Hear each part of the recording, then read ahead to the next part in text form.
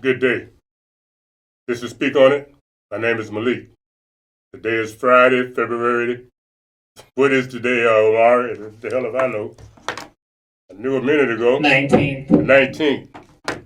Yeah, I like to let you know so when I move on up that ladder with these numbers and I be going back looking at things, I need to know what day that was, what year that was. You see how quick I forgot that? Should have wrote it down. Now, what you see on your screen is something we talked about before the election, during that season. And although I don't like to just keep stirring up stink, but sometimes it's good for you to keep smelling it. Maybe to help you somehow or another snap out of that state that we be in. Told y'all for 4 years. Now this station here, they always have high prices, but all over the place. Gas prices for the gas I use, damn near $3. It was always less than 2.5 for the last 4 years. Now you heard all of the taxes the governor added to it, the mayor added to it, and everybody else added to it. It still never got over 2.5. Now you can see that the gas prices are going back to where they were under this dude administration with Obama back in the day. See? But that's what y'all wanted. But you don't seem to understand that some of the stuff that was put in place made day-to-day living better. And I'm just bringing this, and I'm going to bring it every time I see opportunity to do it, because probably by summer, all of us will be paying $5 or $6 a gallon for gas. That'll be double or triple of what we've paid in the last 4 years. But somehow we got geeked by the media and that other Democratic Party that we didn't see the little good we was getting. Prescription drugs. I'm telling you. I went to get something once. Price was unbelievable. I went back again after dude said what he had done with the prescriptions. Man, the price was almost 100% reduced. Those are the little day-to-day things that you're going to miss. And you need to miss them because you don't know how to appreciate things without getting confused. And I'm speaking to the Negro. I'm not speaking to you other people. I ain't speaking to y'all. You know what I'm saying? This ain't about what y'all do. This is about what we do. Because we do things that are against our best interests. And when you ask us why, we just tell you what somebody else said. And that's why when you see me here, and I actually review these programs when Omari get them up so I can. And I don't review them for content because I know the content is what it is. Hell, I looked at the content a whole bunch of times before we do the program. Why? Because I got to present something that makes sense. So last week, when I reviewed last week's program and the way they got it now that you really can't use other news sources, I said, well, I need to come back to something I had overlooked. That was this piece about Facebook. It was on Facebook last week. But it's a piece about Facebook, and I hope, this piece here, Mara, this is interesting because this is very significant. Now, this picture is not the current picture, but this picture do show you the arrogance. This picture do show you what Trump was facing with Twitter and all these little social media people. The people that the new administration and the one before it, which is the same administration, they empowered these type of people. That's how the first administration, Obama administration, got elected, was through whatever trick they pulled in 2008. Don't play with me. Whatever trick they pulled with the internet, using these young white boys and gals, is how he got elected. Because you Negroes was going to vote for Clinton. So don't play with me. And yeah, I'm going there because we need to deal with it. These people with social media, they have become above the Constitution. They can censor you. You understand me? And that must have been part of the deal that was cut with them. But since they worldwide now, some of these other countries, this is Australia. They saying, no, man, we ain't going like that. So what happened is Facebook has taken off all news content in Australia. Anything related to the news, it ain't going to be on Facebook. So last week, when some of y'all saying, man, this nigga always complaining. Nigga ain't complaining. I'm coming. And I'm coming because I know a lot of things you don't see. A lot of things you don't pay attention to. So when you think, and I'm saying this like this, and when I talk like this, I'm talking to that other side of the Negro brain because I know how you think, how you talk, how you act, and how you hate. So I come back to make it clear. We are the same. So yeah, I'm going to be redundant because I know the game you play. So I'm going to clean up the game so it can be plain. I just got through speaking again on that gas. Now let me just say a little bit more about this here. Now it's always been a thing. They didn't want you showing your source on the news, but this is what happens with this thing here in Australia. These politicians tell dude, look at here, the way it's going, da-da-da-woo. Well, dude don't want to pay. You understand? So there's a lot of issues there. But the issue with what he going through and what Google, which is YouTube affiliate or whatever it is to YouTube owner, they cut the deal and they paying the people. But this is what Facebook is doing. Facebook is blocking Australian users from seeing, sharing, and interacting with news on the Facebook site. Moreover, all Facebook users worldwide aren't able to see news shared by Australian news outlets. Facebook now looks remarkably different for Australian users. Now, they goes on to tell you how it looked. Probably looked like that other thing, what they call it, that Instagram. Probably, I don't know. Somebody told me to get on Instagram. I'll see all these pictures. I can't figure out nothing.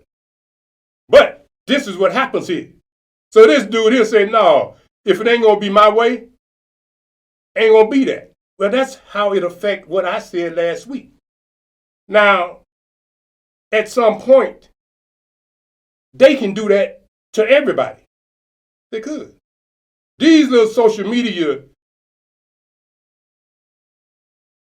tyrants that the administration, the politicians allow these young generations to just do whatever they want to do. And the internet belonged to the government before the government gave it to these boys and girls to play with. And with them playing with it, they became trillionaires. So now they are empowered to diss any politician. You saw how they played with what's his name? Trump. They treated him like he wasn't even a citizen. They take him off whenever they got ready. Yo-yoed him. How in the hell can a little group of geeks have that power? But that's what's coming. So when I tell y'all, look here, I see it, I hear it, I feel a little something, but it ain't nothing to feel because that's the whole country. And that ain't going to be the only country to find itself. The news. News help people have information. The news help people organize. The news help people stay informed to the extent of looking out for their best interests. But when you don't have it and you didn't have it before, this little technology, new way of life, but now that you got it and you got these people in a position to just snatch it away from you when they get ready. And I understand it. Because if people have access to news other than the propaganda of the government, then people can become empowered. People can look out for themselves. You see? So some of these governments saying, no, we just ain't Americans. You ain't just ready to play with us like you play with Americans. We're going to tell you, either you're going to deal with us or you can do what you want to do. And what's going to happen is, as time go on, once you get fully addicted, they're going to have to come up with a Narcan to detox you, to resuscitate you from your overdose of social media. You're going to be looking for the West Side Heroin Opioid Task Force in the technological addiction section because you're going to need some help because this social media has become your heroin. It's become your opioid. It's become your dope. And now the dope dealer has started pulling it back. And under this administration that we just going back into, I imagine they're going to get more powerful in America. So people like me, we're going to have to come up with some creative ideas, even if they allow us to do anything at all. But maybe old school will allow us to continue to do something like this here, on some, radio and cable type stuff. Maybe so. But newspapers, people ain't reading them. But it don't matter, because the time brings about a change for all of us. So much for that. Another piece you won't see up here, I had it, but I got to say something about it. And I didn't have time to stop by and pick up on the newspaper that it was in. But there was a commentator with one of the people that ran in the election for the last mayoral season. And it was a very good commentary, because there appears that, Chicago got over $400 billion, $1 million, well, it had to be million, for COVID relief. And they got about 65 million surplus or something. They didn't spend it all. But what they did do is spent about 281 million on police personnel and, helping police make all that money. Police always making all that money with overtime, and they always do this, but they can't do nothing with crime, but they can make a hell of a overtime. And I ain't hating on the police. But I am saying this.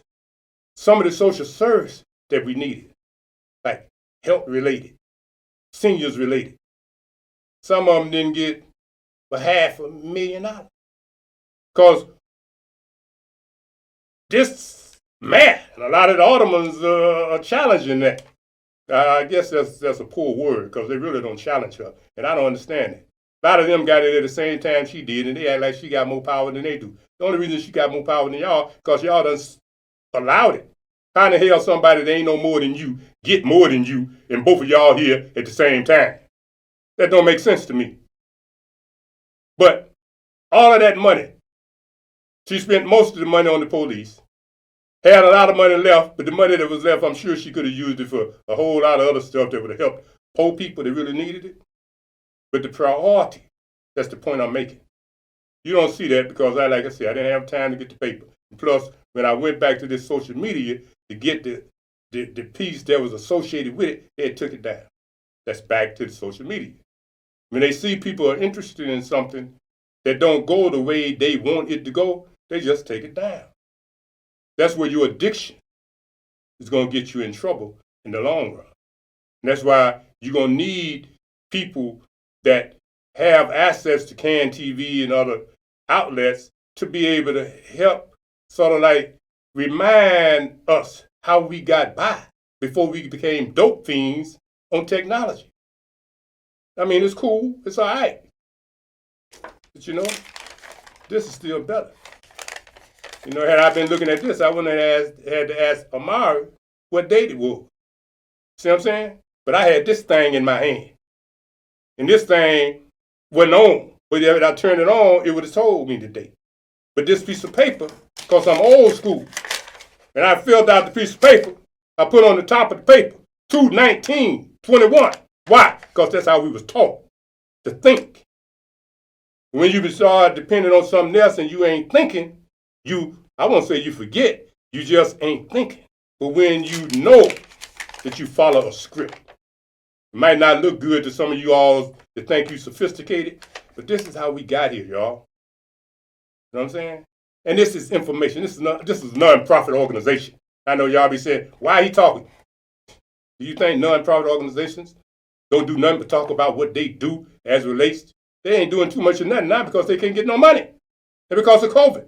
But we doing what we've always done, and that is provide information, educating the community. That's what we do.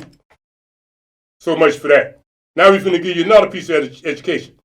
The greatest financial myth taught to the black community. It ain't long, but listen to it because you might learn something from these new generation people here. Let them live a little longer and we'll see what they say. My last question is, what are the greatest financial myths we've been taught in the black community? The greatest financial myth, I think, is that the harder you work, that's going to lead to success.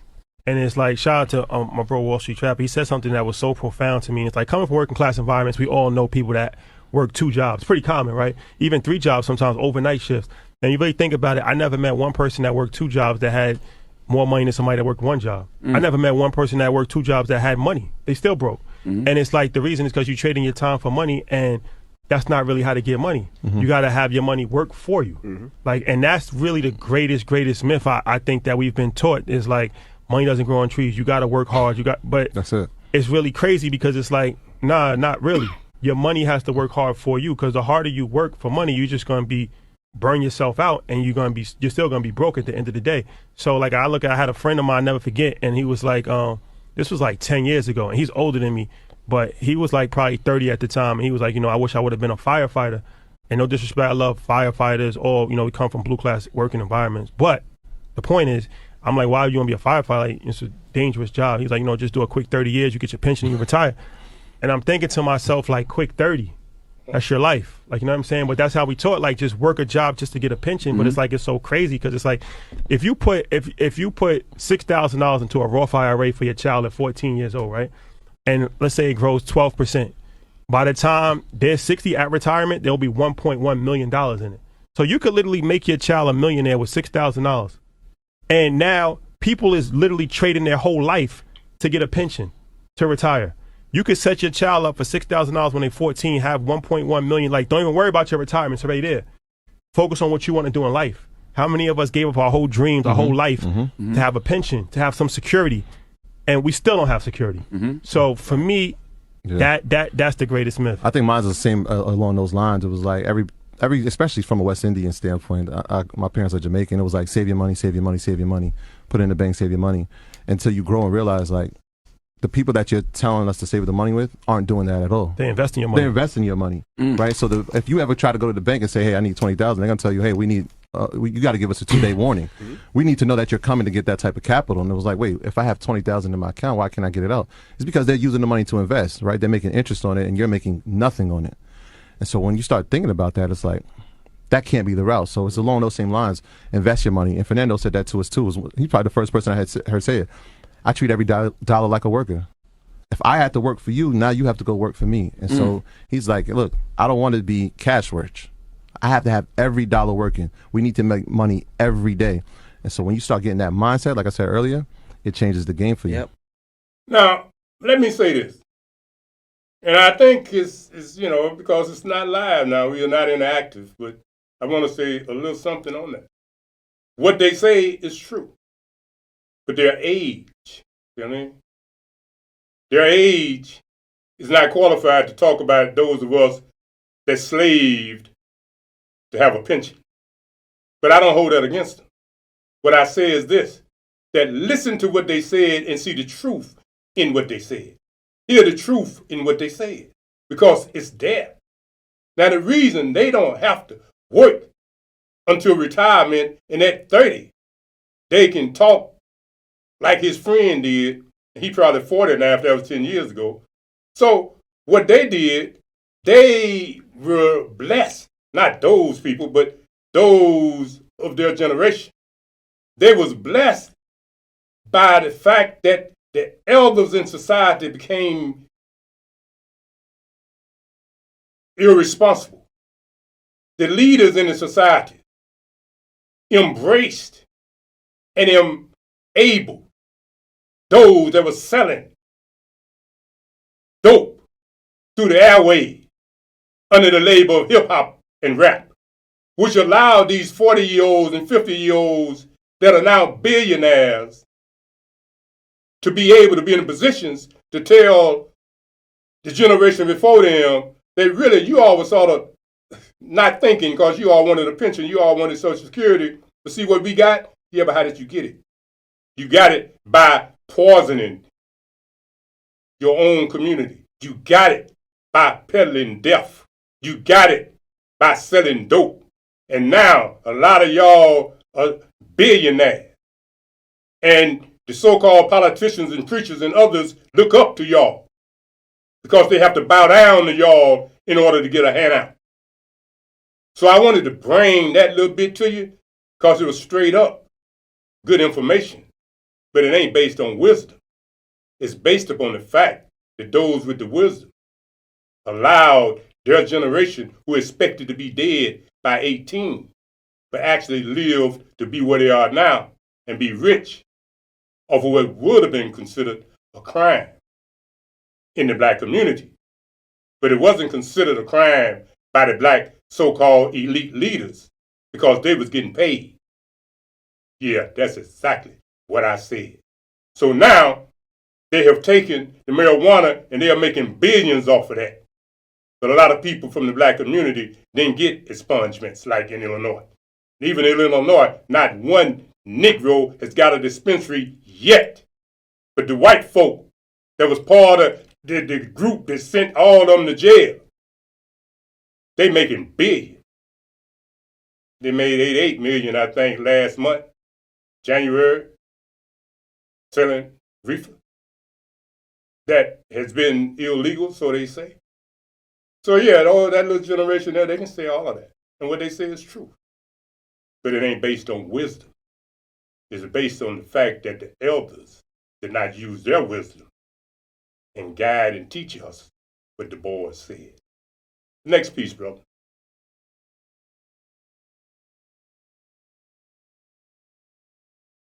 Investigators tonight say when David Johnson put his extended clip 9mm pistol to the head of an Orland Park man, he ordered the driver, "Give me the keys," and not to move. And within seconds, they say Johnson was on his way in the black Mercedes. The carjacked owner left standing in front of his own house, no doubt rattled but otherwise unharmed. Johnson, the accused thief, was on court supervision when it happened. It started on this quiet south suburban street just before 5:30 in the afternoon last Friday. The man in his Mercedes in front of his own house, when suddenly, police say, 25-year-old Chicagoan David Johnson opened the driver's door and pressed the muzzle of a handgun to the side of his face. Not uncommon. It happened 268 times so far this year in Chicago alone, almost triple compared to a year ago. Authorities say Johnson sped off in the Mercedes that a few minutes later was spotted by Oak Forest police officers on patrol. The stolen car got off I-57 here at 119th Street, careening off several other vehicles along the way, finally crashing and stopping at 112th and Hamlet. Johnson ran off and, according to police, fired a handgun at them. That gun not found, but inside the stolen car, police recovered this Taurus 9mm with 23 rounds of ammo and a high-capacity magazine. Criminal court records and Johnson's CPD arrest history reveal a series of gun, drug, and gambling arrests and his first contact with law enforcement at age 14.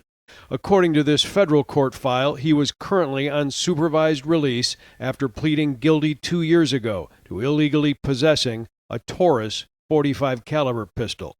Less than a month before the carjacking here in Orland Park, court records reveal Johnson was in front of a federal judge who admonished him to comply with the conditions of his supervised release.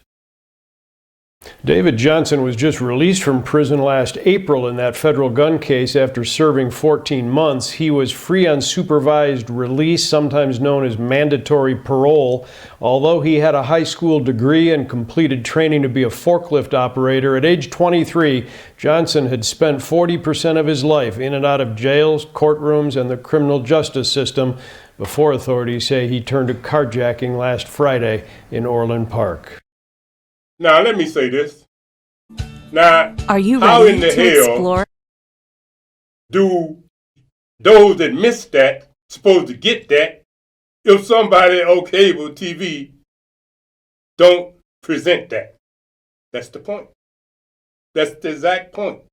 So now, with not being able to use that type of material because it's on legitimate news sources, how else do you get it? That's how things work. And it worked real good for white folk to get rich. But now people that ain't trying to make no money like you two, any song you use, hell, benefits those that made the song. But now you want to make it look like that I'm trying to make money off of their song and all I'm doing is using their song to try to help the entertainment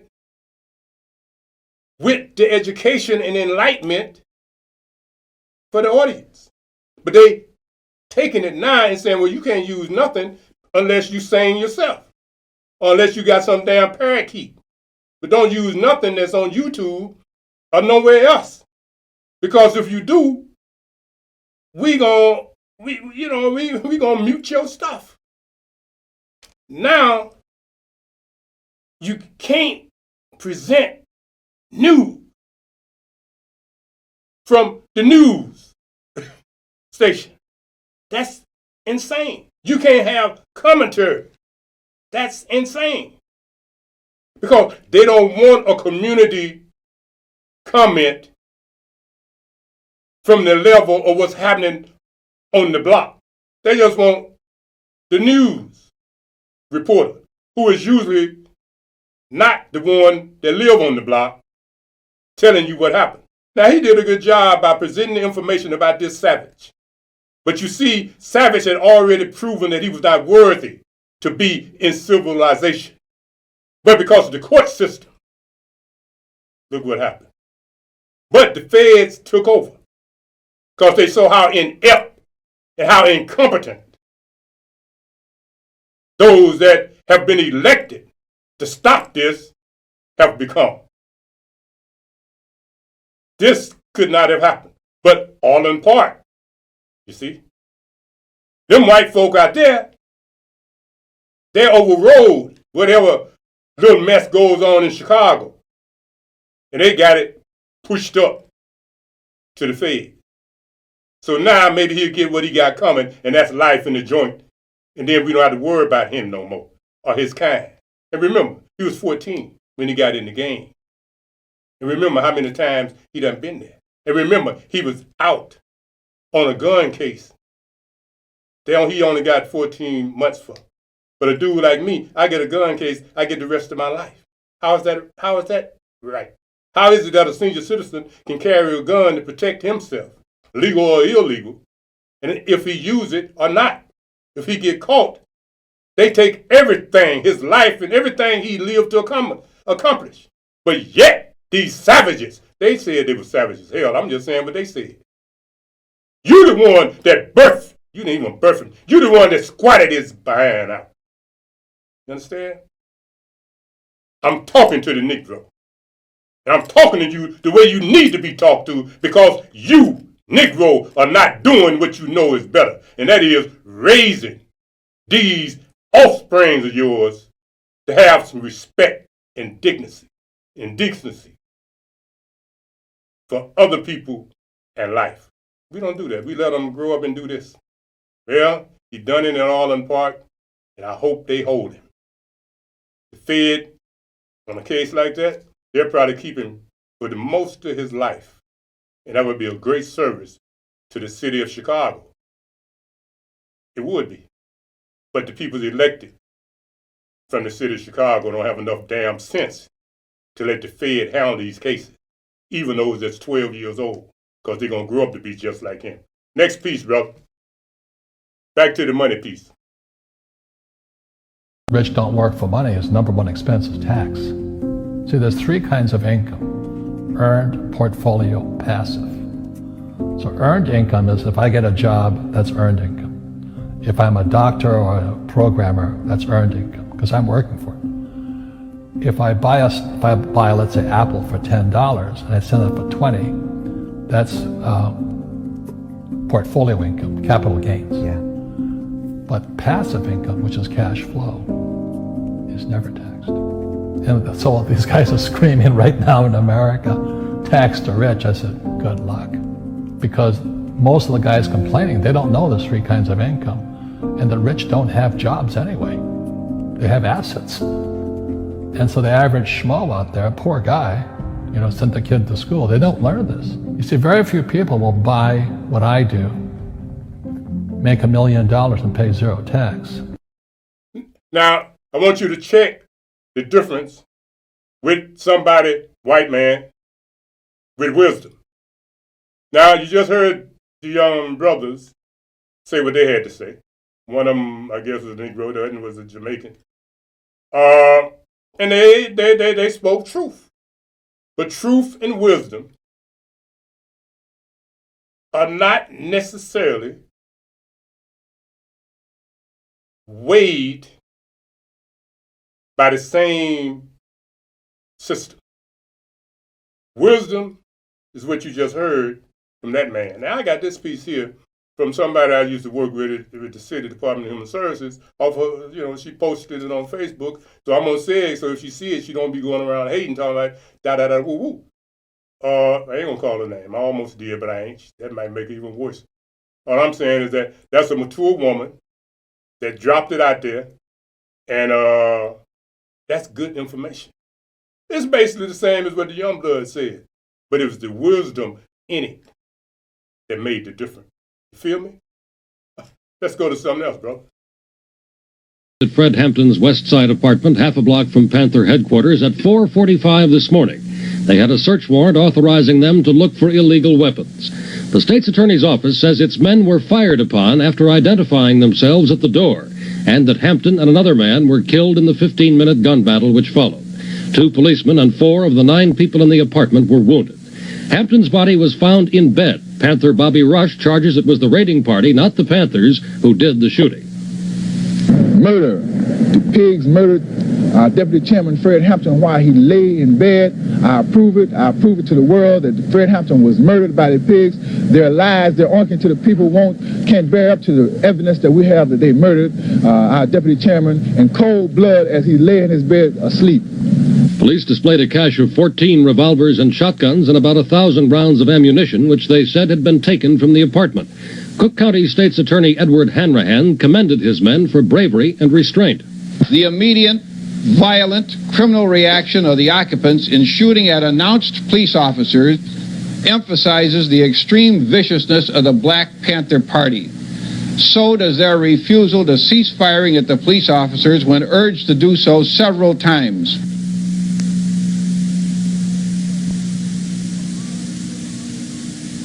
Was made. All these rip-offs and all these kidnaps and all these murders and all these jailings, the beat goes on. And it goes on strong. I know that. I said it before I went to jail. I'm back now and I may be going again. But if I do go, if you don't say anything else, then the last thing I heard him say was that you can jail a revolutionary, but you can't jail a revolutionary. The state's attorney's office defending the pre-dawn shootout alleges that Panther Party members are stockpiling weapons all across the country. The Panthers charge that all of this is part of a planned extermination of their leadership. Bill Plant, CBS News, Chicago. Black politicians. We have some of the black politicians here today. Alderman Cousins is here. Alderman Rayner is giving us our support. Fred Peavy is giving us our support. We have all different types of organizations are here giving us the support. But we have to take this back to people. We have to have black people giving us our support too. That means that from the brother in the pool hall to the brother who scrubs Richard Nixon's floor, he's going to have to give us the support that we need. And his support, we'll dictate to him how we want him to support us by putting slippery wax on Nixon's floor.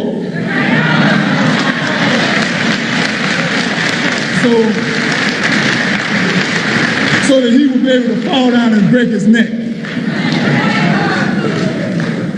This is what we have to do. We have to employ all these types of methods. Our struggle here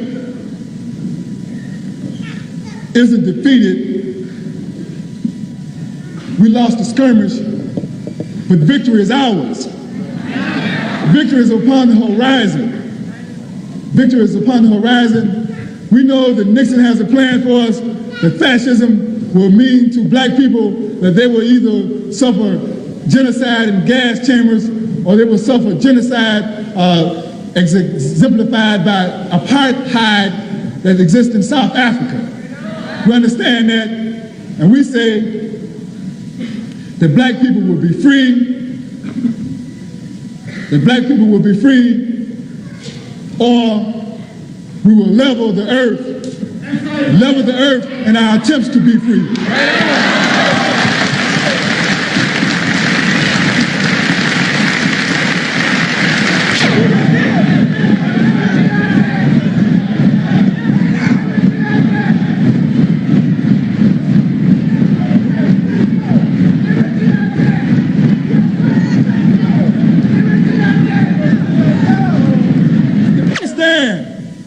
what Malcolm said when he said that life is the most precious thing that we've got. It's the only thing that we've got. And if we have to give it up, damn it, it's going to be even Steven.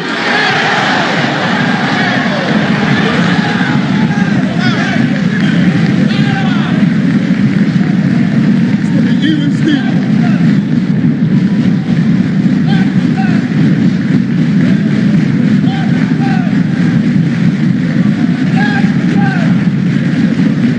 And let me tell you this, if Mama agree with you, then we want her head.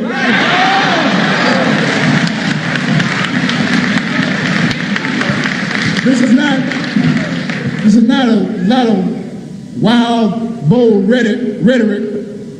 I'm speaking from the bottom of my heart. I'm speaking with the convictions that I've had to deal with since the massacre of Fred. I had to decide what was I going to do. And I have decided. I'm a servant of the people. The Black Panther Party is servants of the people. We won't relinquish our struggle. We won't take a back step in our struggle. We won't short step in our struggle. We're going to intensify the struggle. We're opening our free medical clinic.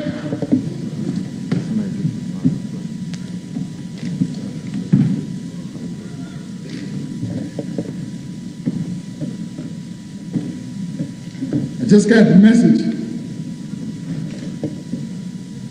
that at the hospital that Ronald Doc Satcher, our Minister of Health, that he's in bad shape and he's fighting for his life. And I'm going to tell you this. Doc was 19 years old, former medical student.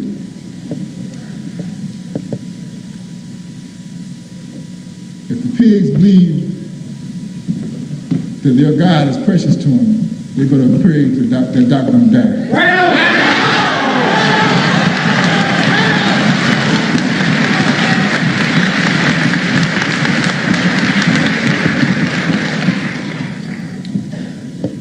Because I got my mind on vengeance. All power to the people.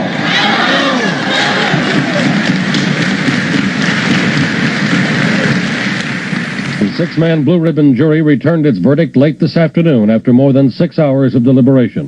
Assistant Coroner Cornelius Dorr intoned the legalese of the document, quote, that said police officers did use firearms, which said police officers agreed and felt were necessary to prevent injury or loss of life, unquote. The jury heard 24 witnesses in 12 days of testimony, but they never heard the stories of the 7 survivors of the raid. Lawyers for the others in Hampton's apartment would not allow their clients to testify, since all face murder charges. Only the police version of the raid was told in court. Special Deputy Coroner Martin Gerber told newsmen it was the only decision the jury could logically have arrived at. Lawyers for the families of Hampton and Clark clashed frequently with the state's attorneys and the presiding officer during the inquest, often giving it the character of a trial. Most of the arguments for the Panther point of view were presented outside the inquest and thus could have no bearing on its outcome. The leader of the raiding party, Sergeant Daniel Groth, changed his testimony while on the stand to say that he believed Mark Clark had fired the first shot. Family lawyers charged that was because their ballistics expert had demonstrated that a shot was fired from outside the front door. A police gun expert admitted that of 125 shells and casings collected, only 3 were fired from any of the Panther's weapons. So little more is known about what actually happened that morning than before the inquest. The outcome was important to the families, but their lawyers are more concerned about the trials to come. Bill Plant, CBS News, Chicago. Now, this is Black History Month, but we'll play that type of information anytime that we can get away with it. You see, it's pretty hard to get away with it because the history that we know is brought to us by the news. That's how we know, through the news. But now the system is saying that Y'all can't really use the news. But that was years ago. But now we have to struggle and figure out a way to be able to use historical clips to present information that's historical. But this is retro current team. Understand? T, teach, train. That's what it means. E, educate, enlighten, empower, encourage. A, advocate. That's what we're doing. M, mentor. Boys Everett, Harold Davis, they're on the other side now as ancestors, but that's what we do. We weren't just sitting here, make you want to holler, the real deal, butt naked truth, speak on it. We weren't just doing that. We was doing that to reconnect retro, current, back, present, team. Feel me? You just need a little information on that. So we gonna be doing what we be doing until I ain't here for it to be done. Whichever way we have to do it. That they will allow to be presented, you will see. That they decide to disallow, you won't see. But we will continue. And I want to thank Amari and Can TV. They went back and got this old box for the newspapers. I appreciate it.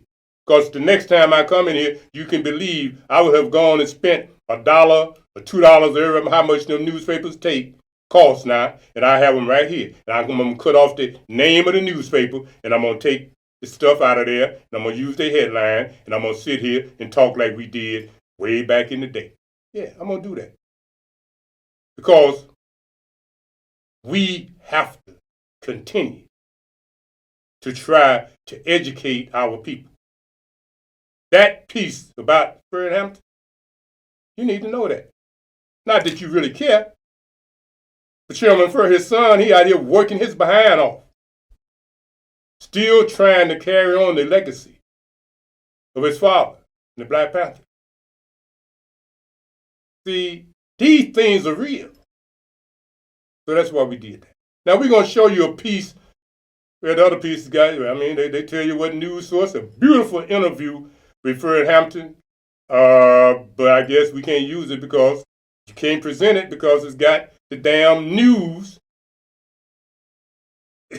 name in the historical news report. See how this thing is working? But this is working because we have stepped into the social media realm. So back to censorship. So it ain't the government that's telling us what we can't do. It's the damn social media people telling us, you can't do this, you can't do that. Because they think we interfere with their money. You know what I'm saying? They saying, look, we have to pay these news companies to use their stuff, and you using it, and da-da-da-da, woo-woo-woo, there's a possibility of suit, and then you might be benefit. That's what they do. But in a minute, they have made it that no one like me can actually do commentary on current event, historic events, because in order for us to have the information, you understand? Because they know we don't have the capital. Yeah, Can TV got what it has, but we can't compete with those people running around trying to get the news that they get. So now we can't bring you the news, whether it's fake news or not. We can't bring it simply because of the fact that this little new elitists that your favorite party, the Democrats, allowed to come in to being, now they censor. Although the Constitution say we have freedom of speech. They say, no, not on our platform. See what's happening here, y'all? Brother, let's go on to something else. We don't have time to do this whole piece on the sister. Unless you want to run this piece with Fred's mother here, that's cool. You know, with his speech, someday we'll be together, Diana Ross and the Supremes. Oh, don't use that, Amara, because it's got music in it. That music gonna get us muted. See, that's what I mean. Oh, I thought about it, man. I saw it. I used it. But that's why I chose this other one, and I'm hoping we can get it. See, audience? Something so simple. That wasn't us using the music. That music was in the history of the piece. His mother was saying that, well, at this point, that was his significant other, Fred Hampton's significant other. She was saying that he used music just like me, Boys, and Harold did, and I do not. We use music to amplify and to help our people who are basically people that listens, that really feels the vibration. So for her to tell her story, she was telling it the way it was, but there was music. But that music will mean that when Omari try to put this on Facebook, on YouTube, they will mute it, which will disrupt the program. Ain't no lie. So don't think I'm just sitting here as some type of crybaby, old, frustrated Negro. No, that ain't it, dude. That's the truth right there. That could not be shown to you because it had nothing to do with us. Part of that presentation had music in it. And because it had music in it, we cannot use it.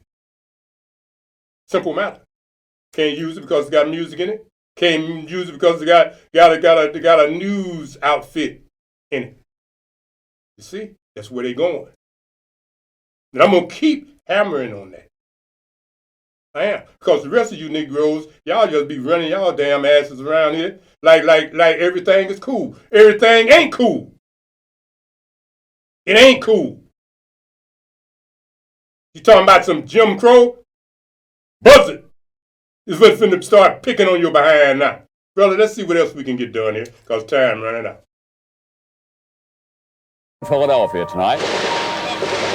There was gunshots, thousands of rounds of bullets from the police. Police moved in with tear gas and water cannon. They wanted to kill our children. I had recommended to use an explosive entry device.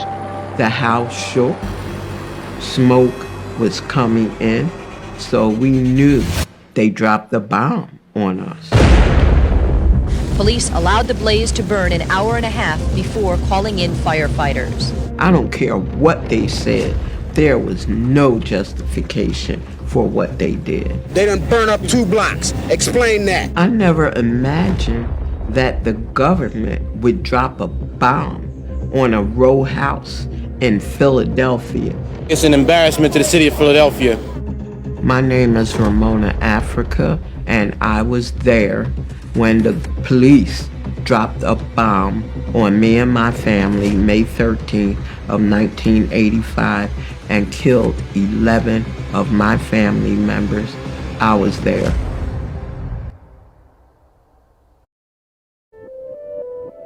I was born and raised in West Philadelphia. I went to Temple University and I was headed to law school. But after I met MOVE, I wanted to be a revolutionary.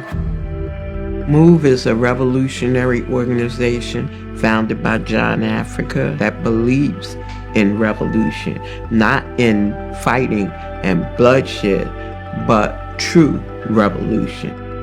I joined MOVE in 1979. I was listening to what was happening with MOVE and could not believe that the cops were attacking MOVE the way they were. Until today, there was a house in Philadelphia filled with people who for years confounded everybody. They called themselves MOVE and never said what that meant. They tried to live in the city as if it were the forest, ignoring modern plumbing, trash collection, or rat control. They offended the neighbors first and then the city, which ordered them out last year. Today, the city went to move them. As firemen crawled forward with a water hose, shots rang out.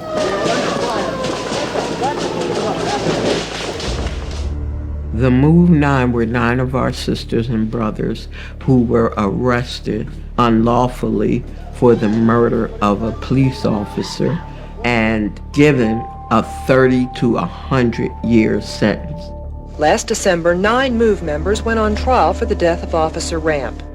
Everybody knew that MOVE did not kill a cop because MOVE was in the basement. Officer James Ramp was standing up on street level, and the media said he was shot on a downward angle. So there's no way that move could have shot him. They wear their hair in dreadlocks because they reject combs as symbols of industrialization, which their back-to-nature philosophy opposes. Their basic goal is to overthrow the present system of government, which they consider to be corrupt. People thought Move was crazy at that time because of the media. They spew out obscenities when they talk. Terrible language. Rizzo said that he wanted Move out of Philadelphia. It's amazing that this group has been running loose now for a half a dozen, couple, 3-4 years that I know of, and they should have been in prison many, many months ago. We moved into Osage Avenue because that was our headquarters. It was warm and loving. There was children there. We would take them to the park. That was mainly our day. Some people said we was on the loudspeaker day and night, every day. That was just a lie, probably promulgated by the police along with the media. We were getting along with our neighbors, and nothing was going on. That's why we were surprised and shocked when hundreds of cops invaded our area trying to throw Move out of our home. And this was on Sunday, Mother's Day. There is a small war underway on a street in Philadelphia tonight. It has been going on all day between hundreds of Philadelphia police and a bizarre back-to-nature group called Move. Nothing happened all day, but that night, Gregor Sambor, the police commissioner, got on a loudspeaker and said, "Attention, Move, this is America. You have 15 minutes to come out." Well, obviously we didn't come out because we knew they wanted to kill us. They didn't want to arrest us. They could have done that anytime. It was shortly before 6 a.m. when police moved in with tear gas and water cannon to evict members of the extremist group Move. When we were in the basement for a while, we didn't feel anything. And then the water started coming down on us. I mean, rushing down on us. What we intended to do was to create a diversion on the roof of the Move compound. It was hard to breathe. Our children were soaking wet. And then they started with the tear gas. Tear gas started coming in. We got the blankets and they was wet, and then we put them over our heads and started laying down. They blew a hole in the house to the left of us to try to come through it to come after us. What we wanted them to do was to come out of the front of 6221 Osage and surrender. We tried to get out after that. We tried to bring the kids out and was shot back into the house. A gun battle erupted. They shot over 10,000 bullets. So that was their intent, to kill everybody in that house. I don't think that they should kill the people and their babies. They should find another solution. After that, that's when the silence was. It was a long interval of silence, and we didn't know what they were doing. We felt comfortable for a minute. And then the bomb was dropped. The house shook. It shook. And then we start feeling the heat and the smoke, which we knew wasn't tear gas. We knew there was a fire in the house. We heard the crackling of the trees that was in back of Osage. The night skies over West Philadelphia, bright with flames. As many as 60 buildings may be on fire. I was told, and I saw newspaper issues about people yelling to the firefighters to put the fire out. Why wasn't they putting the fire out? They dropped the bomb on the house to take care of one Move family. One move up, they done burn up 2 blocks. Explain that. It was all in the newspaper that Sambor told the fire commissioner to let the fire burn. The fire burned for an hour and a half before police called in firefighters. Tonight, it is unknown exactly how many MOVE members may have escaped the blaze, or how many, perhaps, were trapped inside. We all decided we was coming out, and we were bringing the children out of the house and hollering to the police, we're coming out, we're bringing the children out. And their response was gunshots. Bertie was right behind me, so when I decided to come out, I grabbed him. And that's how we both got out of that house, that blazing inferno. Police grabbed me and arrested me and put handcuffs on my arms, even though I was burnt. And they grabbed Bertie and put him in a police van and took him away. I never saw him again.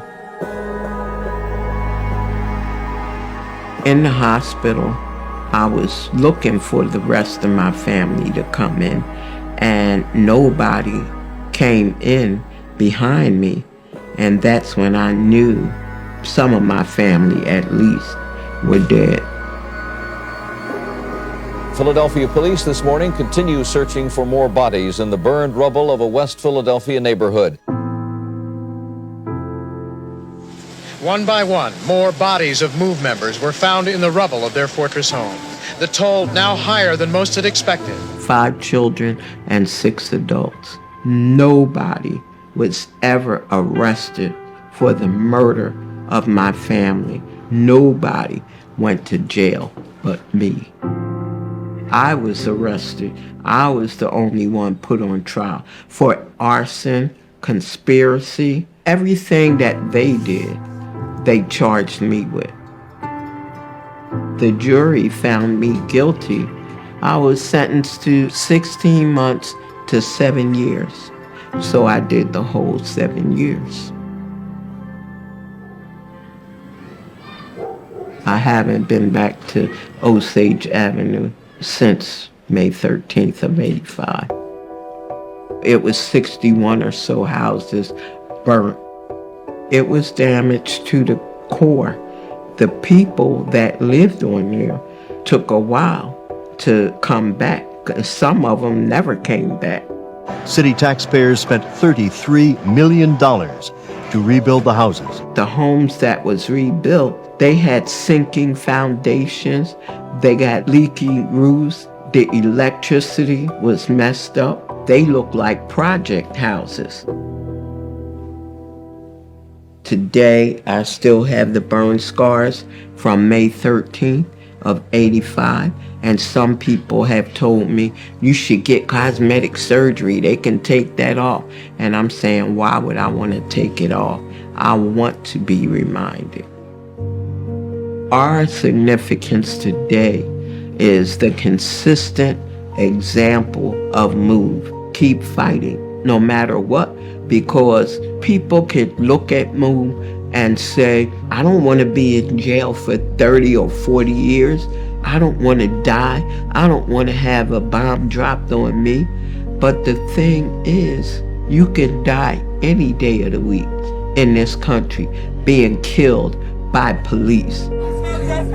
People ought to take the lesson from MOVE and stand up for what is right. As long as we can fight, we're going to fight.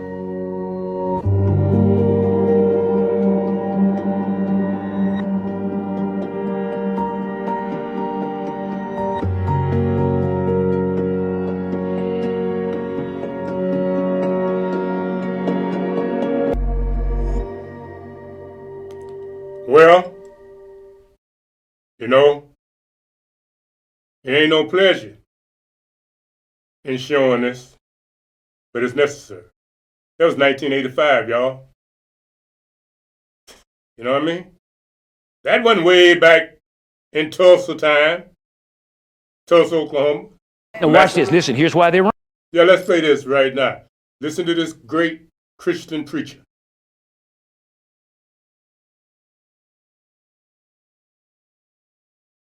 Wrong. Here's why they're wrong.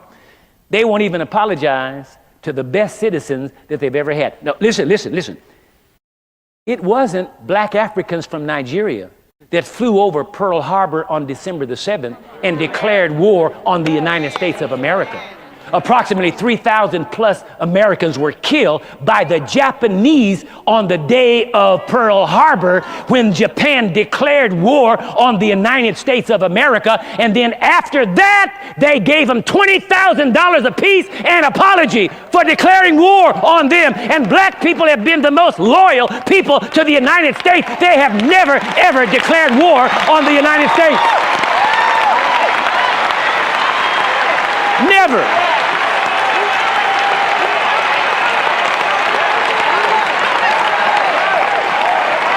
Listen. We have been the most loyal people to this nation than any of the immigrants that ever came here. We have fought in every one of America's war and then got treated like dogs after it. And then the nation has the gall to decide whether or not we should apologize to them. Maybe we ought to declare war on them, and then maybe that'll get them to apologize.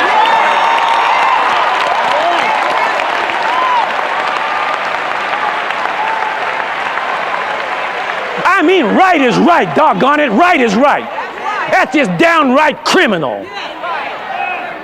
That's just downright criminal. We have fought in every single war. We've been butchered and destroyed and shot up and come back to this country and couldn't even get a job. Just because we were black. And you say you're going to decide whether you apologize? In God we trust. What God? Now, then we're going to get to this last piece. But let me just say this. God rest his soul. He made his transition last week. But see, that was a Christian minister telling the truth. And I know some of y'all that looked at it, you was ashamed. You thought he had done something terrible by talking like that. But he was a very renowned, successful, respected Christian minister. Obama didn't get a chance to disown him like he did Dr. Jeremiah Wright, but they both spoke truth. See what I'm saying? That's our history, y'all. So don't apologize for me. You know what I'm saying? You can talk all of the little whatever you want to talk to yourself, but don't apologize. Because some of us have to tell it. Some of us have to bring it forth. We do. And I know you Negroes are not comfortable with that. You are too busy trying to be part of the people that bombed Move. You are trying to be part of the people that killed Fred Hampton. Yes, that's who you are. That enslaved, castrated, castigated, and hung your ancestors. That's what you want. So when you see a Negro that tried to speak with the authority of the ancestors, you join forces with the enemy of your ancestors. And you celebrate when they put those little restrictions in the way. But know this. Know this. Retro Kern is a team of the living and the dead. Run this, brother. Who taught Kwame Ture? That's right. It was Malcolm who woke up Huey Newton. That's right. It was Malcolm and Farrakhan that woke up H. Rap Brown. It was Malcolm that taught John Henry Clark. It was Malcolm Did you hear me? That opened up Dr. Ben Yuckanan. It was Malcolm who taught the brother that wrote Fire Next Time, James Baldwin. It was Malcolm who taught Dick Gregory.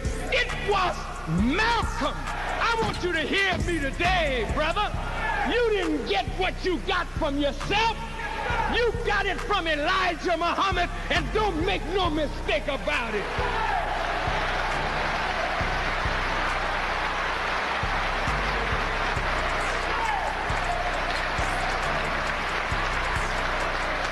Yeah. Give the credit where the credit is due.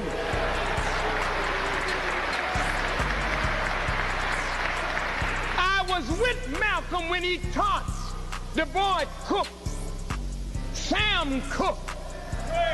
I was with Malcolm when he taught Ruby Dee and Ozzie Davis. I was with Malcolm when he affected Hollywood life. And all of a sudden you stopped wanting to be a Negro, a colored boy, and a nigger, and you started being black and calling each other brother and sister. You didn't get that in no vacuum. You got it from the Honorable Elijah Muhammad through one of his students. Yeah. And all the while that Elijah was working, Kwame Ture came up. He was Stokely Carmichael then, with SNCC. They wanted to say that Kwame is the originator of black power. Not so. That's right. Kwame would have been a Negro. That's right. If he hadn't heard Malcolm, and if Malcolm hadn't heard Elijah, you didn't love no black until you heard the Honorable Elijah Muhammad. That man made us love Africa. We didn't love no Africa before we heard him and Marcus Garvey. It was Malcolm who popularized bringing African music and African drums and African culture to the black community. You didn't get it from yourself. H. Rap Brown got his fervor. Huey Newton, Eldridge Cleaver, name them all. They were following Elijah indirectly, but they didn't want to give him the credit. Yes, sir. All of a sudden we see them with the brothers hanging around them standing post. You didn't see nobody standing post for no black man until you met Elijah Muhammad. You didn't have no soldiers.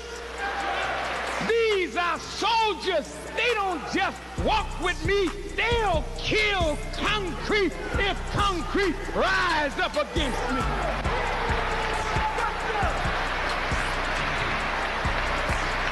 You didn't know anything about black discipline, respect for black authority, until Elijah Muhammad taught us this. He dressed you, black woman, took you out of that mini dress, that filthy, low-down dress that the white man style with. You can't even sit down without yourself being exposed. You know Jesus wouldn't like to be looking up in your thighs. All right. Boy, that sure was good. Boy, the truth and wisdom. Minister Farrakhan laid it out. Now, you know, I've been trying to be a good Negro. I've been trying not to bring too much of that type of heat. But I will start digging. I'm going to go to some of these spots where these dudes are selling that underground wisdom, where they be spitting undiluted, uncut dope, where they will resurrect the dead for real. I've been trying not to do all that because I know you Negro. You want it soft. You don't want it hard like what Minister Farrakhan and Dr. Price threw on you. You don't want all that. But I see I'm about to go digging. I'm about to go underground like some of these other people that be talking crazy as hell. They be talking so crazy that I don't want to use their stuff. But we're going to educate you as long as we can. Until they say, well, don't, you can't have him on CAN TV no more. Now, when they get to that, we'll deal with that. You know what I'm saying? Now, since we can't use music, we've been knowing that. We've been trying to deal with that. Can't use on news, boy, that's real crazy because you really can't do commentary with credibility unless you got something that everybody has seen, a common denominator. I am not the type of person to come in here just to be running my damn mouth, to hear myself talk. No, that ain't why I do this. I don't do this for that. No, I don't. I don't come here to make up something. No. But I'm not going out here getting in people's business, running up into people's face with a damn camera. I ain't doing that either. So I'm about to find some of these brothers that came up with some of the stuff like Boys used with that piece from that young boy that told you what was going to happen under Obama and how it would still be, and it was the truth. That's what we're going to get. I'm about to find some people that can start doing that research so we can bring it. So as we go into this next phase, the retro current team, and speak on it and make you want to holler. And the real deal that we get to give you deeper truth. To next week, Alafia, peace, and good health.